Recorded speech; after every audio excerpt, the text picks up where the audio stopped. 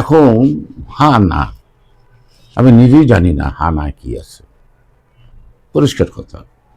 জানার চেষ্টাও আমার খুব আগ্রহ আসে না, কারণ আমরা কিন্তু একটা কমিটমেন্ট করছি সরকার পতনের 2 বছর আগে থেকে। 31 দফা, আমাদের ছিল 27 দফা। প্রথম ছিল ম্যাডাম কর্তৃক 16 সালে 2030 ভিশন, আর জিয়া রহমান শুরু করছিল প্রথম রিফর্ম 19 দফার মধ্য দিয়ে।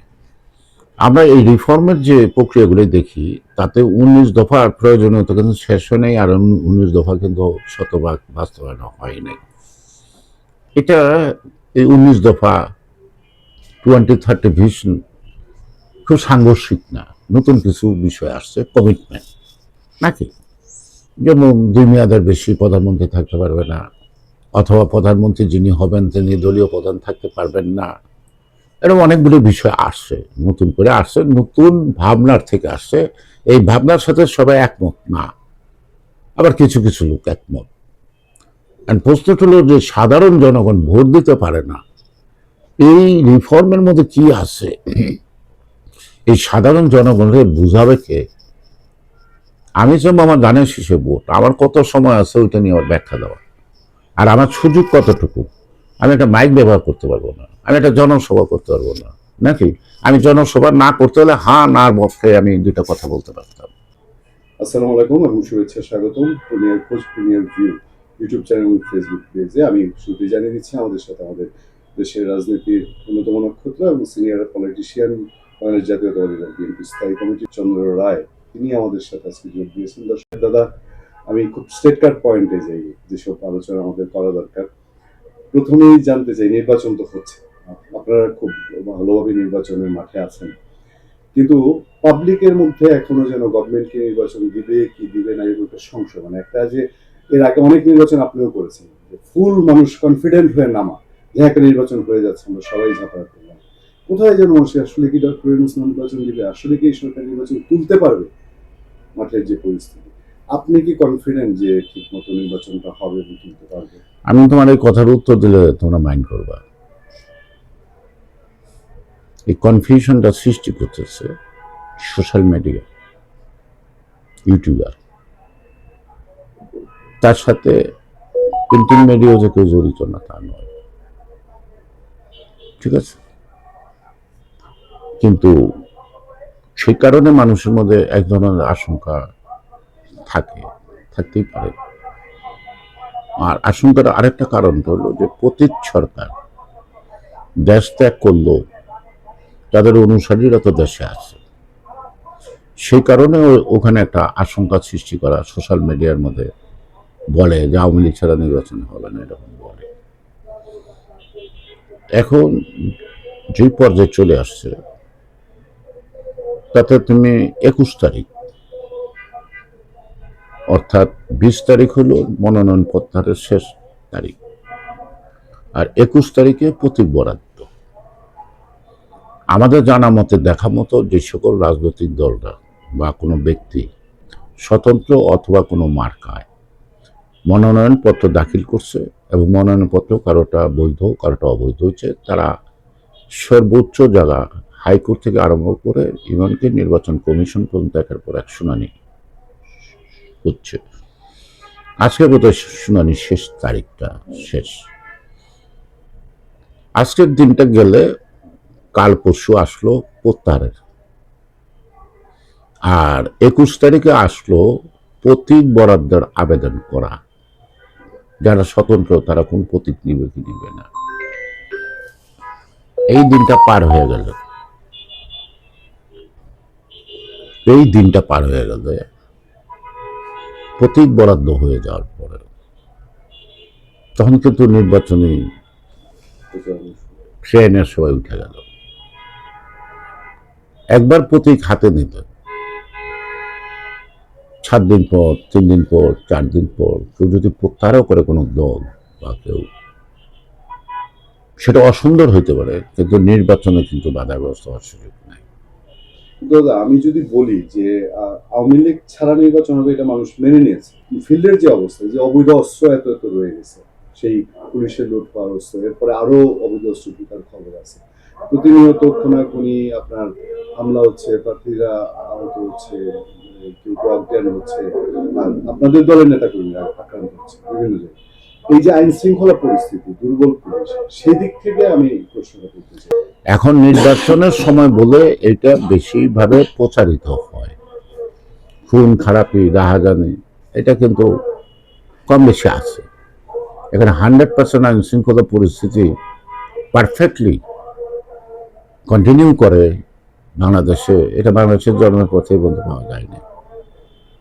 স্বামী স্ত্রী ঝগড়া করে কোবাকুবি করে যদি মরে, স্বামী যদি স্ত্রীর গলা টিপে মারে, স্ত্রী যদি তার স্বামীরে মারে, তো আইন শৃঙ্খলা ওই বাসরঘর বা ওই শোবার ঘর পর্যন্ত কি পাড়া দিতে পারে? পারে না। এটা হলো মানসিক অবক্ষয়, মানুষের নৈতিকতার অবক্ষয়। সেই অবক্ষয়ের কারণে পাড়ায় মহল্লায় খেলাধুলায় এরা হানাহানি হয়, মারামারি হয়। এইগুলি এখন যেটা আসছে নির্বাচনকে সামনে নিয়ে কথাগুলি আসছে, এই তো। আর অবৈধ অস্ত্র উদ্ধার হয়তো কোনোদিন হইল না, হয় নাই। কোনোদিন হইল না। তার জন্য কি তুমি অনাদিকাল পর্যন্ত অস্ত্র উদ্ধার করার নামে নির্বাচন বন্ধ রাখতে পারবে? না, পারবে না। সাধারণত যুদ্ধের পরে অস্ত্র জমা দেওয়ার একটা অনুষ্ঠান হয়েছিল, অস্ত্র জমা দিচ্ছে, কিন্তু তারপরেও কিন্তু একটা বৃহৎ অংশ অস্ত্র রয়ে গেছে। তারপর তো দেশটা চলছে। এই যে যাদের কাছে অস্ত্রগুলি রয়ে গেছে, সে অস্ত্রগুলো যে কোথায় গেছে এখন, এটা কি ওই জুলাইয়ের খালে ওই লোহার দোকানে পাওয়া যাবে না কোন দোকানে পাওয়া যাবে, এই কিন্তু না। আর অস্ত্র ব্যবহৃত না হলেও একটা সময় অস্ত্র অকার্যকর হয়ে যায়। অস্ত্র কিন্তু নিয়মিত কিন্তু করতে হয়, যত্ন করতে হয়, নিয়মিত যত্ন করতে হয়, তাই না? যেমন একটা নতুন গাড়ি যদি 1 বছর বন্ধ থাকে, তারপরে গাড়ি চালাইতে গেলতে কিন্তু অনেক রকমের ডিফেক্ট ধরা পড়ে, অনেক ধরনের ডিফেক্ট ধরা পড়ে। তো আমি অস্ত্রগুলি উদ্ধার করা উচিত, জরুরি, বাট আমি অস্ত্র উদ্ধার করতে পারি নাই, তার জন্য আমি নির্বাচন দেব না, এটা কোনো যুক্তি হয় না। তো জাতীয় নির্বাচনের সাথে গণভোট আছে, বা এটা একটা খুব গুরুত্বপূর্ণ। আমি আপনার কাছে জানতে চাই যে গণভোটে হা দেওয়ার জন্য সরকার ক্যাম্পেইন করতেছে জোরে সোরে, এটা কতটা ঠিক? 1 নম্বর। 2 নম্বর হচ্ছে এই যে হাতে আমি ভোট দিব, আমরাই অনেকটা বুঝে উঠতে পারি না, মানে এই হাতে কি আছে। আমাকে একটু বুঝাই দিবেন, আমার তো গিয়ে গ্রামে আমরা চলাফেরা করি, আমাদের দু একজন যদি প্রশ্ন করেন হাতে আমি কেন ভোট দিব, তারা যে বলছে যে হাতে ভোট দিলে ফেসিবাদ ফিরে যাবে, সেটা একটু আপনি যে আমাকে বুঝাই দিন। আমি একটা জিনিস বলি, একটা নির্বাচনের স্বার্থে বিএনপি অনেক ব্যাপারে ছাড় দিচ্ছে, যে বিষয়গুলি আসার কথা না সে বিষয়গুলো আসছে, ঠিক আছে? এখানে যাই হোক, সরকার তার ক্ষমতা বলে দিচ্ছে, সরকার হিসাব করে নেই তার কতটুকু ক্ষমতা আছে। This government, I don't think that it's unconstitutional. এটা হলো একটা বিপ্লবের পরে সকলের সম্মতিক্রমে একটা সরকার, এই সরকারকে অবৈধ বলা যাবে না, নাকি? কিন্তু এই সরকারের আইন পরিবর্তন, আইন করার কতটুকু সক্ষমতা বা কনস্টিটিউশন অ্যালাউ করে, সেটা কিন্তু একটা বিবেচনার বিষয়। কারণ যে কোনো আইনের সংশোধন, রদবদল, প্রত্যাহার অথবা কোনো নতুন আইন করার ক্ষেত্রে পার্লামেন্টের বাইরে সম্ভব না।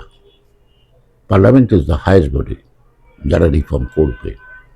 তাহলে ফার্স্ট অফ অল আমরা যে রিফর্মের কথা ভাবছি, সেই রিফর্মটার পূর্ব শর্ত হলো একটা সুষ্ঠু নির্বাচনের মাধ্যমে একটা পার্লামেন্ট গঠন, ঠিক আছে? এখন আমি যে কথাটা বলতেছি পরিষ্কার ভাষায়, হা পড়লো না না পড়লো তার উপর রিফর্ম বন্ধ থাকবে না, বিকজ বিএনপি কমিটেড 31 দফায়। বিএনপি নির্বাচনী ইশতেহার দিবে, সেখানে আমাদের এই কমিটমেন্টগুলি থাকবে।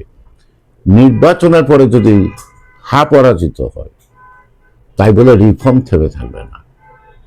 আমরা যেটা কমিট করছি পাবলিকের কাছে 31 দফা, সেই অনুযায়ী আমরা রিফর্ম করে যাব।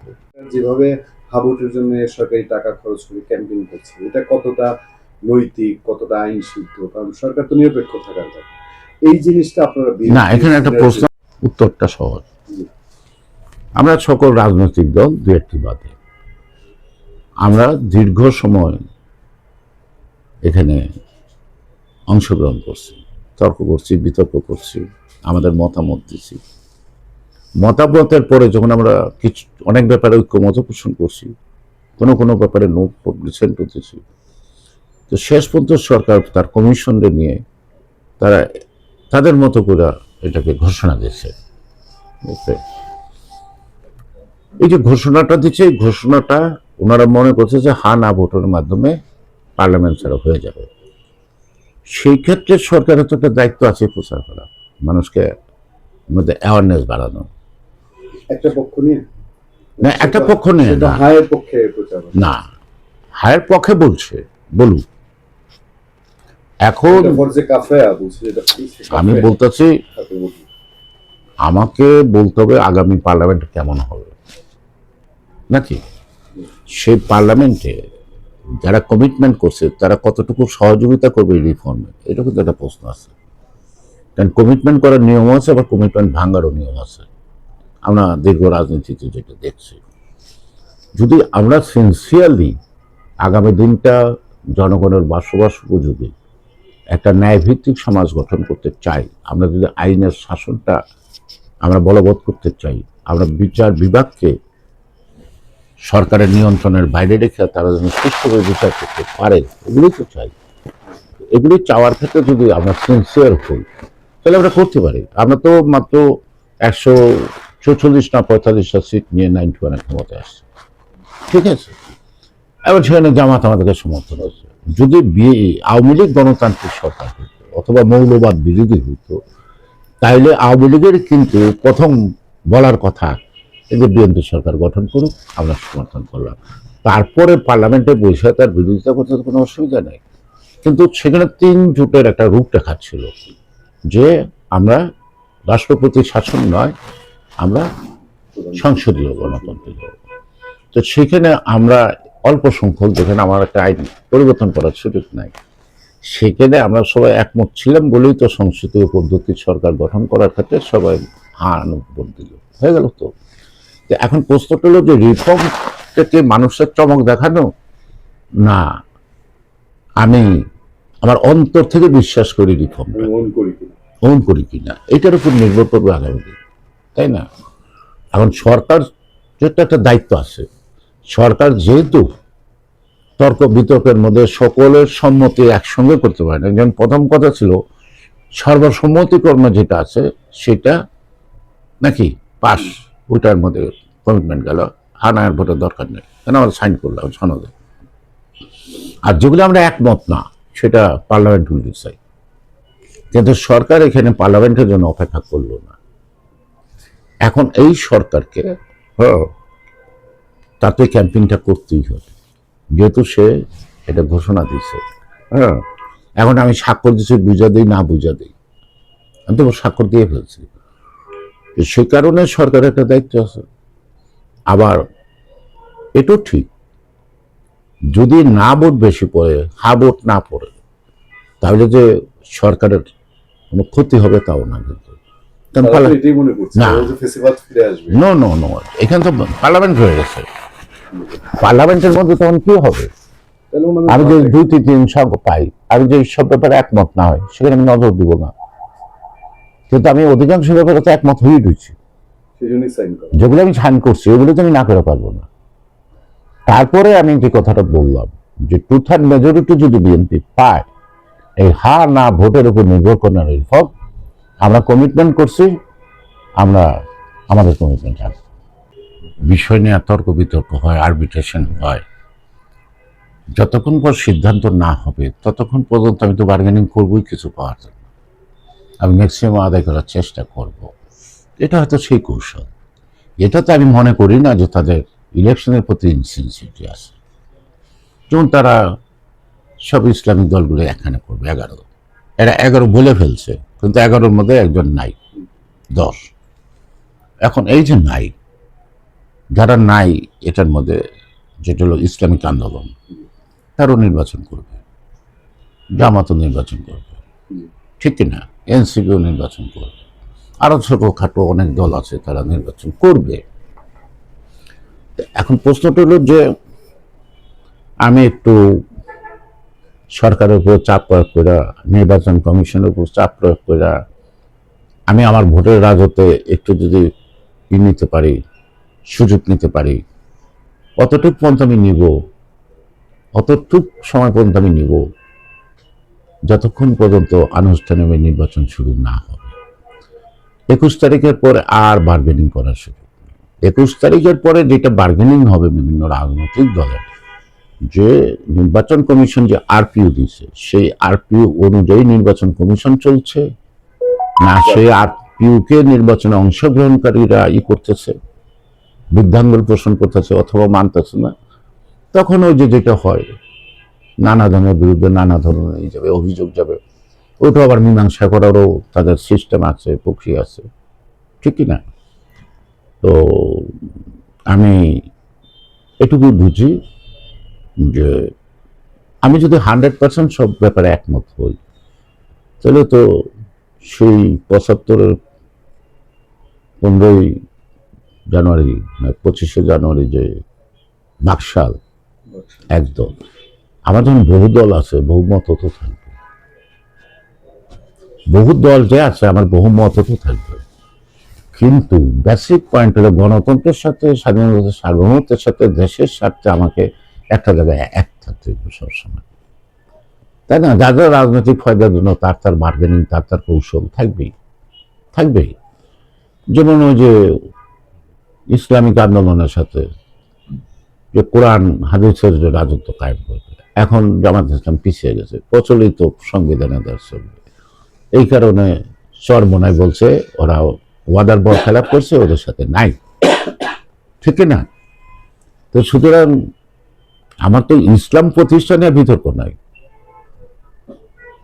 বিতর্কটা হলো আমার গণতন্ত্র নিয়ে, আমার বিতর্কটা হলো আইনের শাসন নিয়ে, নাকি আমার বিতর্কটা হলো জনগণের অধিকার ভোগ করার ক্ষেত্রে বাধা যে সৃষ্টি হয় সেটা। কিন্তু কোনোদিন কোনো দেশে তো আইন হয় নাই যে তুমি পূজা করতে পারবা না, তুমি নামাজ পড়তে পারবা না, এটা তো বাধা নাই। অনেক মানুষই নামাজ পড়ে না, তারপর তো সে মুসলমান দাবি করে না। তো সেই কারণে আমি বলছি যে আর দেশটা তো স্বাধীন হয়েছে ধর্ম নিয়ে না, দেশটা স্বাধীন হয়েছে বৈষম্য বঞ্চনা নিয়ে। গণতান্ত্রিক অধিকারের প্রশ্ন হচ্ছে যে পাকিস্তান তখন আমাদেরকে নানাভাবে বঞ্চিত করছে, সেই ইস্যুতে দেশটা কিন্তু আমরা স্বাধীন হয়েছে। এখানে আমরা গণতন্ত্র ধর্ম প্রতিষ্ঠার জন্য কোনো তো বিবাদ হয়নি, ধর্ম নিয়ে বিবাদ থাকবে কেন। আওয়ামী লীগ শাসন করছে, অপশাসন করছে, শেষে খুব খারাপ শাসন করছে। বিএনপি শাসনের নাম সময় অভিযোগ ছিল, অভিযোগ থাকবে না তা না, কিন্তু এই সরকারের সময় সেটা নতুন মাত্রা, সামাজিক এখন বলতে গেলে রোগ বলা যায়, মব। এবং মব হচ্ছে এখন অপরাধীরাও মবরে পুঁজি করে অন্যায় করতেছে, আগে করছে একটা গ্রুপ, এবং বলা হয় যে এই সরকারের অন্যতম শক্তি হলো মব। আবার সরকারের যারা দায়িত্বশীল তারা বলতেছে না এটা মব বলা যাবে না, এটা প্রেশার গ্রুপ। আজকেও আপনার ট্রাইব্যুনালে তাজুল সাহেব বললো যে না মব বলবেন না, এটা বিনয় বলেন, মব বললে হচ্ছে বিপ্লবকে ছোট করা হয়। আপনি নিশ্চয়ই দেখছেন এটা কাছে থেকে, এই যে একটা সমস্যা তৈরি হয়েছে, এইটা অপরাধীদের জন্য কতটা, এবং এই সরকার মবকে টলারেন্স করলো কি? সব দাবি হলো যমুনার পাশে, সব দাবি হলো শাহবাগ, নাকি। এখন যারা সুযোগ সন্ধানী তারা তো সেপোর্টাইজ করার জন্য ঢুকে যেতে পারে। তুমি যেই ইচ্ছায় সংগঠিত হচ্ছে এক জায়গায়, তুমি তো আমি আর দাবি নেওয়া কথা বলবো আর যতক্ষণ পর্যন্ত অবস্থান করবা, ঠিক আছে। কিন্তু এখানে অন্যরা যদি অন্য মার্কেটিং করে তখন কিন্তু ওদের দাবিটাও ফেঁকে হয়ে যায়, নাকি। এখানে অবস্থান করতেছে, এখানে কিশোর গ্যাং আছে, বারাটি আছে, এখানে আওয়ামী লীগ আছে, এরা ভিতরে ঢুকে গেল, ঢুকে গিয়ে ঠাস করে একটা পুলিশে গুলি করে দিল, তখন তো পুলিশ তো তার আত্মরক্ষার ব্যাপার শুরু করতে পারে। তো এই বিষয়গুলো যারা যে দাবিগুলোই করে তাদেরকেও কিন্তু দাবির মধ্যেই থাকাটা ভালো, তাদেরকেও সতর্ক থাকতে হবে যে তাদের চিন্তার বাইরের কোনো লোক এটার ভিতরে ঢুইকা তাদের চিন্তাটাকে করে কিনা, ডাইভার্ট করে দেয় কিনা, এটাও থাকতে হবে। না, আমি বলতে চাচ্ছি দাদা, আর কথায় কথায় কথায় কথায় যমুনা ঘেরাও, কই বিএনপির কি কথায় কথায় যমুনা ঘেরাও করতে গেছে?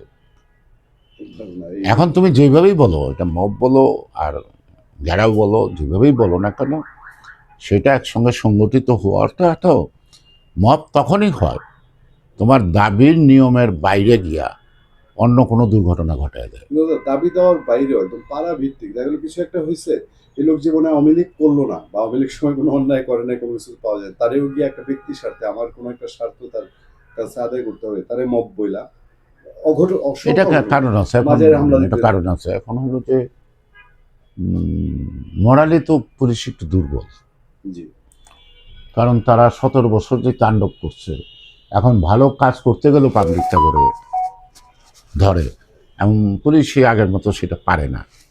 একটা নির্বাচিত সরকার হইলে কিন্তু তখন পুলিশ পারবে। এখন এই সরকার কে শেল্টার দিব? হাসিনার মতো কি ইউনিট সরকার বলবে যে তোমরা যা খুশি করো, আমি আছি তোমাদের জন্য, গুলি চালাও? এটা কি করতে পারে? পারেন না। তো সেই কারণে এখন তো বললাম যে এটা সরকার, কিন্তু এই সরকারের পিছনে কে আছে? রাজনৈতিক সমর্থন, রাজনৈতিক দল এই সরকারকে চাপ দিয়া যে যতটুকু পারে ফায়দা নেওয়ার চেষ্টা করছে, তাই না? এই সরকারের মধ্যে আবার অতি কথন কয়েকটা লোক আছে, তারাও কথা বলে অনেক সময় বিতর্ক বাড়ায় ফেলে, ঠিক কিনা? আর এটা তো ভাবই আছে, দেখতেছি যে জামাত ক্ষমতা এসে গেছে, এখন তারা দয়া করে কারে কটা দিব, এরকম একটা ভাব আছে। তো ভাবের জায়গায় ভাব থাকুক, আমরা ধৈর্যশীলভাবেই নির্বাচনটাকে সুষ্ঠুভাবে সম্পন্ন হোক, ওই লক্ষ্যটাকে আমরা থাকবো। শেষ করছি দাদা, নির্বাচনের আগে নিশ্চয়ই আপনার কাছে আশা হবে না, সুযোগ হবে না, আমি জানি আপনি প্রচারে যাবেন, যে এই সরকার তো 17 মাস দেশ চালাবে, আর 1 মাস পরে সবকিছু ঠিকঠাক থাকলে তার চলে যাওয়ার কথা, কেমন দেশ চালাবে এই সরকার? ডক্টর ইউনূস সাহেবের যে প্রত্যাশা, পাহাড় সমান প্রত্যাশা নিয়ে আমরা তাকে বসাইছিলাম, তিনি কি হাতে যাচ্ছেন? ভরা হাতে যাচ্ছেন না খালি হাতে ফেরত যাচ্ছেন? না, ওনারা দেশ চালানোর চেয়ে বেশি সংস্কার নিয়েই সময় কাটায় ফেলছে। প্রশাসন অথবা প্রশাসনের মধ্যে 17 বছর অভ্যস্ত দুর্নীতিবাজ কর্মকর্তা তারাই তো আছে, এবং সেই ক্ষেত্রে যদি বলি প্রশাসনের চরিত্র তো পাল্টায় নাই। যারা তার ব্যবসা, সফলতা ব্যর্থতা যারা ব্যবসা বাণিজ্য করে তারা জানে আগের তুলনায় নাকি ঘুষ বেড়ে গেছে। অর্থাৎ সরকার তো ওইদিকে নজরই দিতে পারে নাই। সরকার তো সারাক্ষণ 7 মাস গান গাইলো শুধু সংস্কার আর সংস্কার, বিদেশ থেকে হায়ার করে আনলো, বা দেশে যারা আছে এই তারাও এত কালক্ষেপণ করা তো দরকার ছিল না, এবং বাস্তবতার সাথে তাদের ভাবনার অনেক গরমিল আছে। সমাজ ব্যবস্থার যে একটা বাস্তবতা আছে, মানুষ কতটুকু অ্যাফোর্ড করতে পারবে না, সেটার থেকে তাদের আমি সমালোচনা করছি না, তারা হয়তো ভালো জিনিসই বলতেছে, বাট আমাকে বারবার বুঝতে হবে যে যে 17 বছর একটা অভ্যস্ত হয়ে গেছে, সেখান থেকে ফিরে আনতে গেলে আমি প্রাথমিক দোষটা কতটুকু দেব, নাকি কতটুকু দেব? সেই ক্ষেত্রে আমি বলবো যে তারা সরকার প্রশাসন চালানোর থেকে বেশি মনোযোগী হয়ে পড়ছিল ওই 7 ব্যক্তির উপর নিয়ে সংস্কার নিয়ে। আবার প্রধান উপদেষ্টা তো 2-3 রকমের পিএস, প্রধান উপদেষ্টা কি বলে আর পিএসরা কোনটা বলে, এটা নিয়ে কিন্তু অনেক সময় অনেক একটা বিতর্কও বলবো না, কনফিউশন তৈরি হয়েছে। তো ধীরে ধীরে কনফিউশন রাস্তা বলে বন্ধ হয়ে গেছে। ভোটের মাসে মানুষের মধ্যে আশঙ্কা যাই থাকুক, কিন্তু ভোট দেওয়ার আগ্রহ আছে, ভোট কেন্দ্রে দেওয়ার আগ্রহ আছে। এখন আমরা যদি মনে করি ও আওয়ামী লীগ ভোট কেন্দ্রে আসতে পারবে না, আমি মনে হয় এটা ঠিক হবে না। যারা দোষী আছে তাদের বিচার হবে, কিন্তু ভোটার তালিকায় যার নাম আছে সে ভোট দিতে পারবে না কেন? সে ভোট দিবে। আপনারা ক্ষমতায় গেলে কি reconciliation commission, truth and reconciliation commission এরকম কিছু করার আমি চিন্তা সব আছে? কথার কথা এখন বলতে পারবো না। আচ্ছা দাদা, শেষ। আপনি ইলেকশনে যাচ্ছেন, আপনার পুরো জীবনটাই আপনি রাজনীতি এবং জনগণের জন্য কাটাচ্ছেন, ইলেকশন সামনে, এর শুনে আর দেখা হবে না। আমি জানতে চাই আপনার দল তো 31 দফা নিয়ে যাচ্ছে, আপনার দলের তো 31 দফা আছে, সেটা আলাদা একটা বড় ভাষা। আপনার জীবনের শেষ ইচ্ছা কি, যদি এবার ক্ষমতায় যান, সুযোগ তৈরি হয়, আপনি কি করতে চান মানুষের জন্য? শেষ 1 মিনিটে শুনি। প্রশ্নটা হলো যে